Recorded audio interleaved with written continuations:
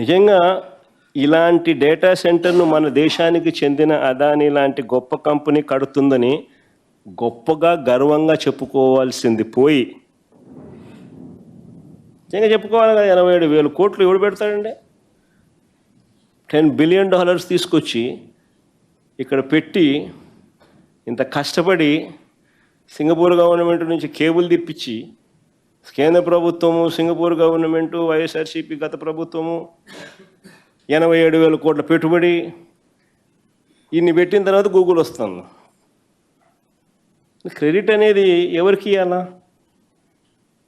కనీసం అదాని 87,000 కోట్లు పెడతా ఉన్నాడు, గూగుల్ని తెస్తా ఉన్నాడు, థ్యాంక్ యూ అని చెప్పినాడు ఆ కనీసం చంద్రబాబు నాయుడు అనే వ్యక్తి క్రెడిట్ ఇచ్చినాడా కనీసం?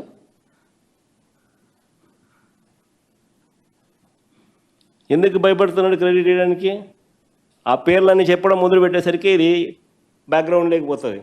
ఓహో, వైసీపీ ప్రభుత్వంలోనే ఇది 300 మెగావాట్లకు సంబంధించి అప్పుడే బీజం పడింది, అప్పుడే గూగుల్కు అదానికి ఉన్న రిలేషన్షిప్ అప్పటి నుంచే ఉన్నది, అప్పుడే జగన్ ప్రభుత్వం, వైసీపీ ప్రభుత్వం సింగపూర్ గవర్నమెంట్కి లేఖ రాసింది, అప్పుడే కేంద్ర ప్రభుత్వం ఇన్వాల్వ్ అయ్యి, సింగపూర్ ప్రభుత్వం ఇన్వాల్వ్ అయ్యి, అదానీ ఇన్వాల్వ్ అయ్యి, వైఎస్ఆర్ ప్రభుత్వం ఇన్వాల్వ్ అయ్యి, ఇంతమంది ఇన్వాల్వ్ అయ్యి ఈ డేటా సెంటర్ను గూగుల్ని ఇక్కడ తీసుకొచ్చే గొప్ప కార్యక్రమానికి బీజం పడింది అని చెప్పడానికి చంద్రబాబు నాయుడు హెసిటేట్ చేసినాడు. ఎందుకంటే క్రెడిట్ ఇవ్వడానికి ఇష్టంలా.